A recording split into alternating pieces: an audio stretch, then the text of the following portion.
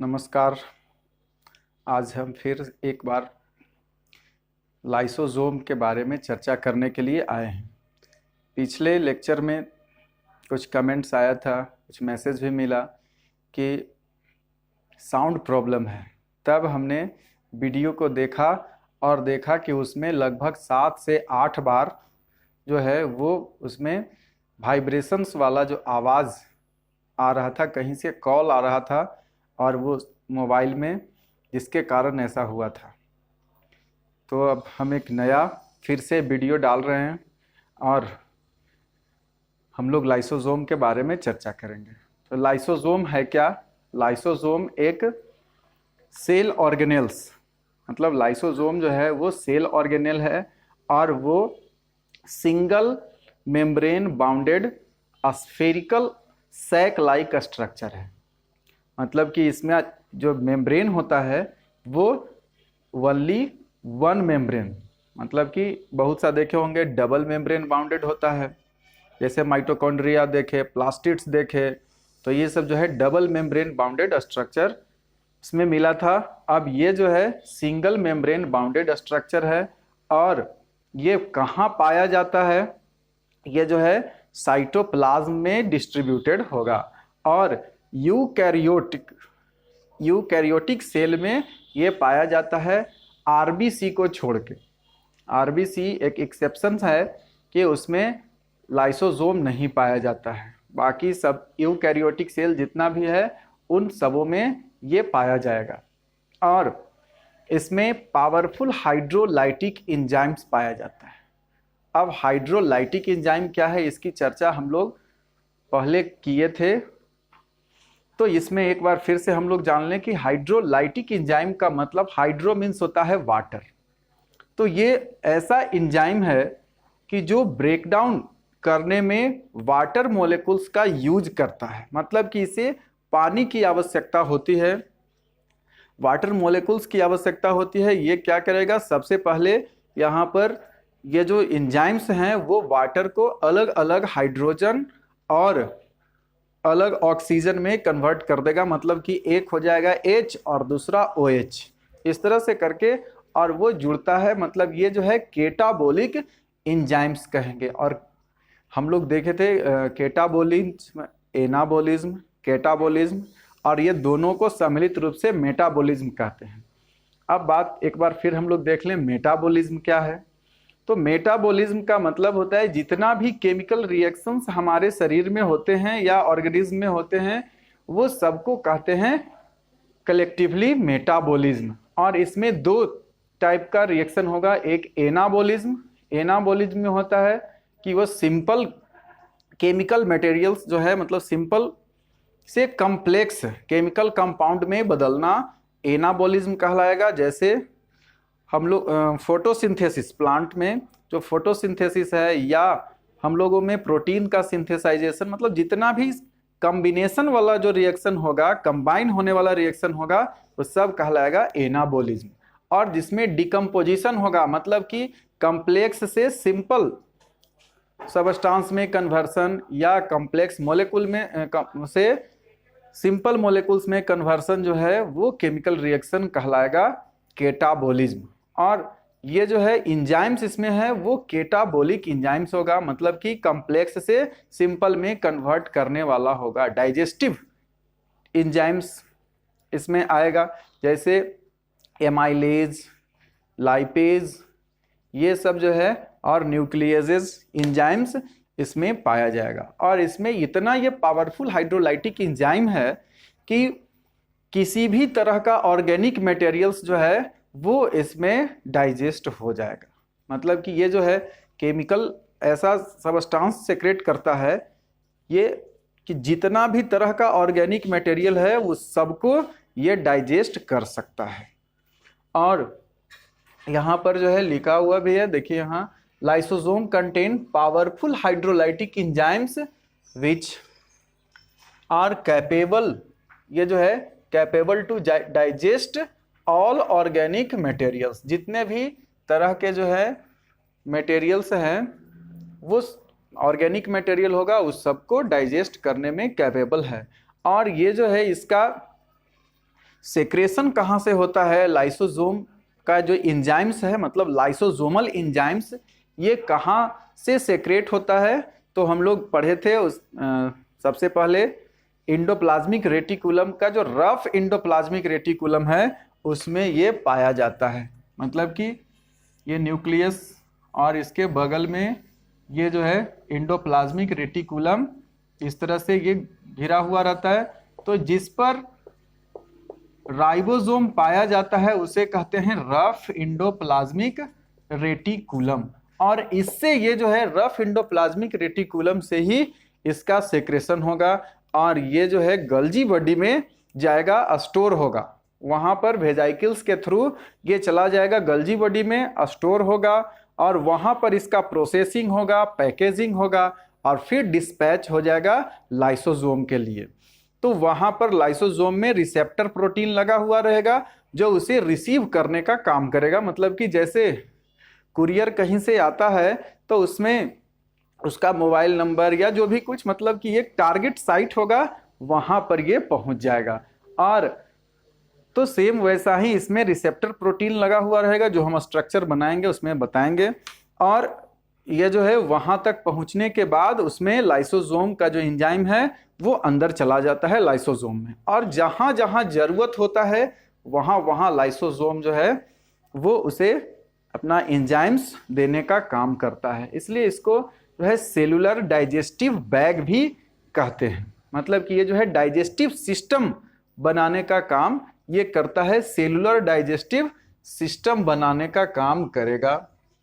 और ये जो है यहाँ पर they serve as intracellular digestive system बनाने का काम करेगा। That's why they are called digestive bags, और इसलिए इसे डाइजेस्टिव बैग भी कहा जाता है। और ये पुअरली वर्किंग या जो है नॉन फंक्शनिंग, बहुत सा ऐसा जो है वर्न आउट या पुअरली फंक्शनिंग ऑर्गेनेल्स हैं, उसे ये निकालने का काम करेगा। मतलब डाइजेस्ट कर लेगा और वो समाप्त हो जाएगा, रिप्लेस कर देगा, जिसके बाद एक नया रास्ता बन जाएगा। मतलब कि वो जो जगह है वो खाली हो जाएगा और उसके जगह पर नया ऑर्गेनेल्स आ जाएगा। यहाँ पुअरली वर्किंग ऑर्गेनेल्स को डाइजेस्ट कर देता है to make a way for their new replacement, और नया रिप्लेसमेंट के लिए वो जो है वहाँ पर जगह बना देता है। इसलिए इसे जो है डिमोलिशन स्क्वैड्स भी कहा जाता है और स्कैवेंजर्स ऑफ सेल कहते हैं।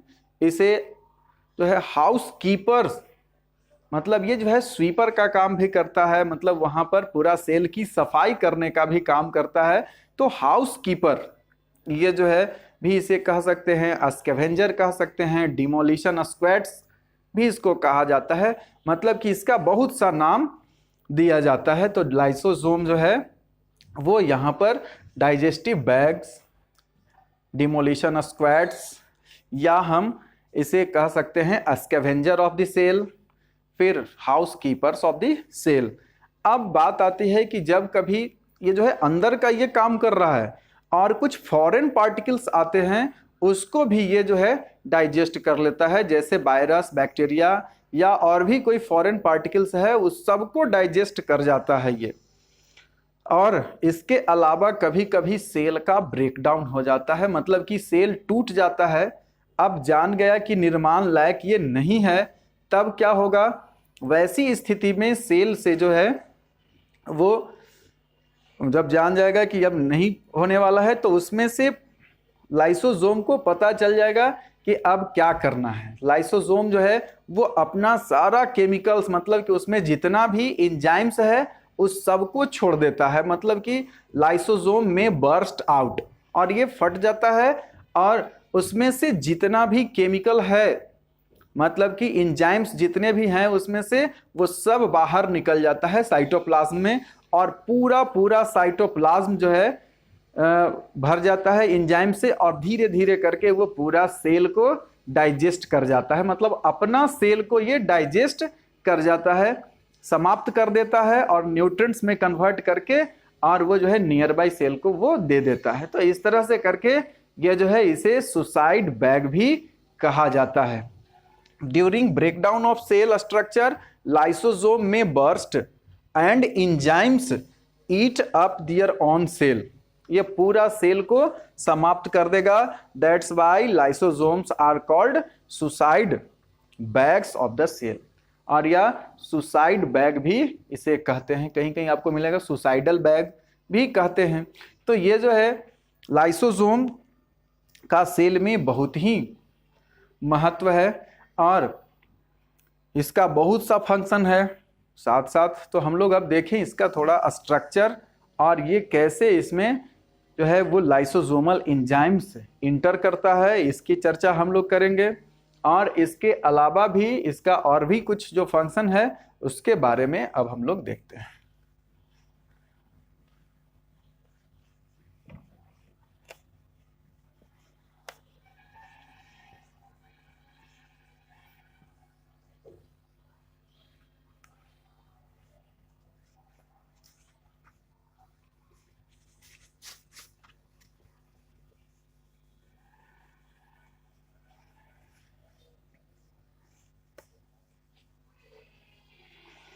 सबसे पहले इसका देखिए स्ट्रक्चर बहुत ही आसान है।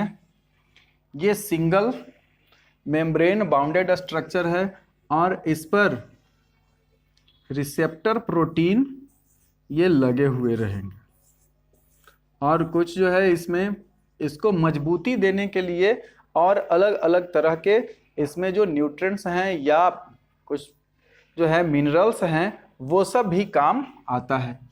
और इसमें एंजाइम्स, ये जो है एंजाइम्स होगा इसमें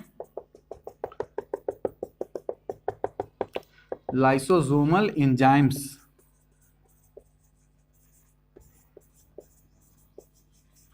ये इसमें रहेगा। और ये जो है इसमें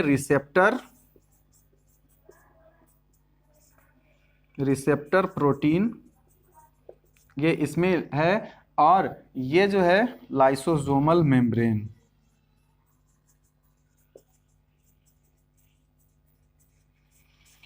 ये बहुत ही साधारण सा इसका स्ट्रक्चर होगा, सिंगल मेम्ब्रेन बाउंडेड ये है। और इसमें जो है ये होगा रिसेप्टर, ये जो है रिसेप्टर प्रोटीन या इसमें ट्रांसपोर्ट प्रोटीन, ये जो है यहाँ रिसेप्टर या ट्रांसपोर्ट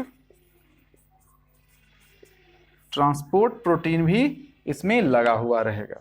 तो इस तरह से इसका जो है स्ट्रक्चर होगा। इसमें रिसीव करने के लिए भी कुछ प्रोटीन रहेगा लगा हुआ और इसमें जो है ट्रांसपोर्टेशन का भी काम करने वाला इसमें प्रोटीन होगा।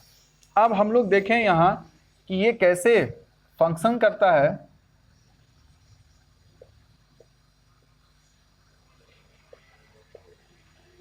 Endoplasmic reticulum, rough endoplasmic reticulum से ये जो है सेक्रेशन होगा और ये जो है वेजाइकिल्स ये सब निकलेगा और ये जाएगा गल्जी बॉडी में।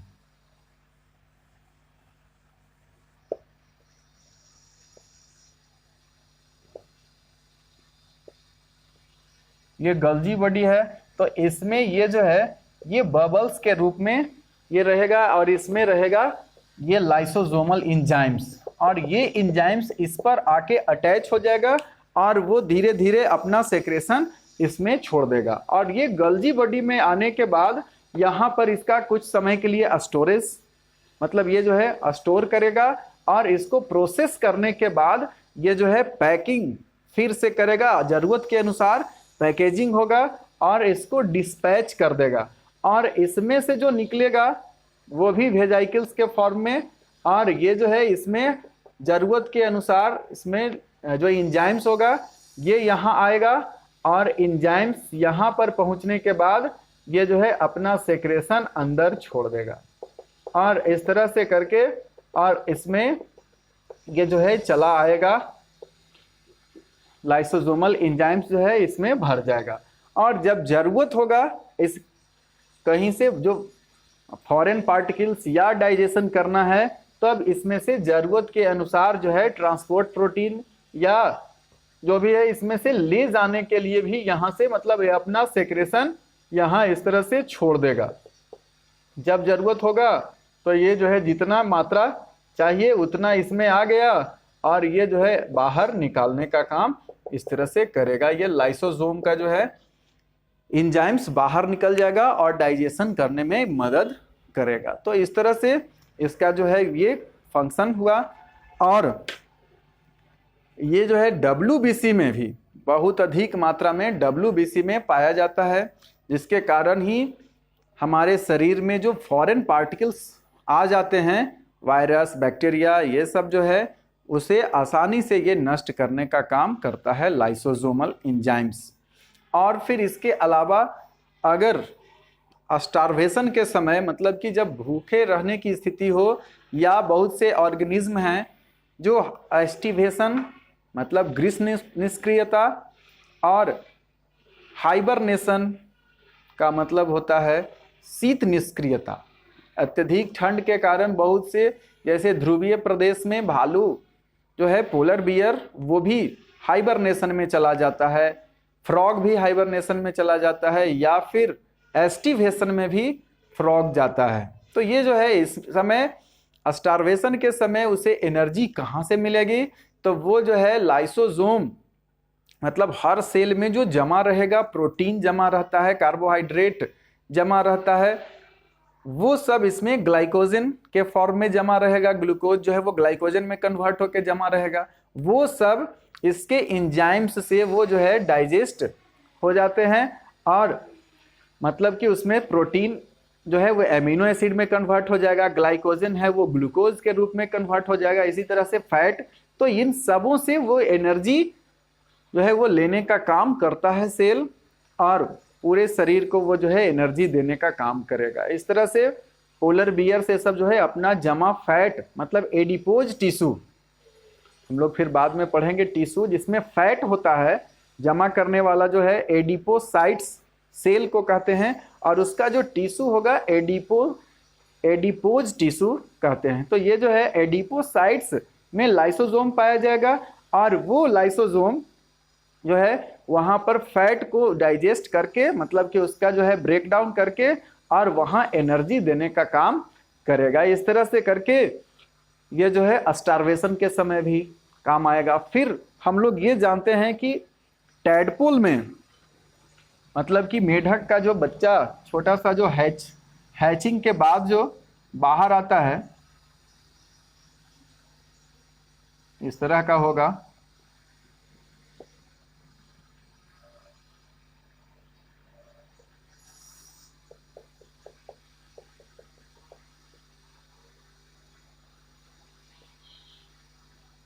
ये जो है इसमें एक्सटर्नल गिल पाया जाता है, और बाद में फिर ये जो है वो धीरे धीरे इसमें इसका जो टैडपोल है, इसका जो टेल है वो धीरे धीरे ये छोटा होने लगेगा। जैसे जैसे ये मेढक बड़ा होगा, मतलब टैडपोल जैसे जैसे बड़ा होगा, इसका जो है ये टेल रिड्यूस होते चला जाएगा। तो ये रिडक्शन कैसे होता है? इसमें जो है ये रिड्यूस होने का कारण यह है, इसमें लाइसोसोमल एंजाइम्स प्रेजेंट रहता है जो इसे डाइजेस्ट करने का काम करता है। यहाँ पर ये डाइजेस्ट कर लेगा इसको, और यहाँ जो है इसका पूंछ धीरे धीरे ये छोटा हो जाएगा और न्यूट्रिएंट्स इसे मिल जाएगा। इस तरह से जो है वो मेटामॉर्फोसिस, इस प्रोसेस को कहते हैं मेटामॉर्फोसिस। मतलब ये जो है ट्रांसफॉर्मेशन जो होगा इसके बॉडी स्ट्रक्चर में, उस प्रोसेस को कहते हैं मेटामॉर्फोसिस। तो यहाँ पर ड्रास्टिक चेंज होगा। तो ये सब जो चेंजिंग में भी ये महत्वपूर्ण भूमिका निभाता है, कौन? Lysosomal enzymes. और इसके अलावा भी जो है फर्टिलाइजेशन के समय, फर्टिलाइजेशन जब होता है, मतलब कि मेल गैमेट और फीमेल गैमेट जो है वो फ्यूज हो जाते हैं, तो उस समय जो है ये ओवम है, और इसमें स्पर्म,